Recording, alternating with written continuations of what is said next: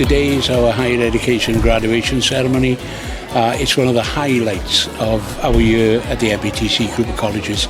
We see so many graduates coming through here who've gone through so much to get where they've got to today, and what a fantastic range of successes we've seen today.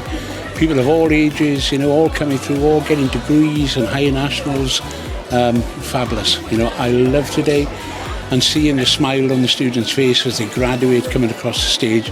That's why we do the job that we do. When I started, it was zero confidence. Didn't know how to work a laptop.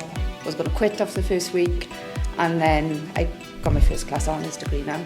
So I'm receiving an honorary fellowship, and I'm incredibly grateful to be doing so. It's a wonderful achievement, and I'm very grateful. It just makes me feel seen, and feel understood as a writer and a poet, and it reminds me that my work is worthwhile. I'm trying to bring some light to the world with my poetry, and so yeah, it's really wonderful.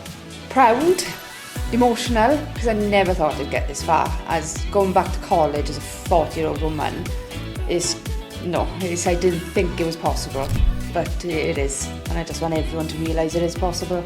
My sister and my daughter, they signed up to, my sister's on level 5 and my daughter now is on level 4, and my daughter has used me as an inspiration, so I'm not going to get emotional, but yeah, she signed up to the course and she's doing really well. So is my sister, and my sister's had some struggles with her youngest boy being ill all the time, but she's smashing it. She's doing really well.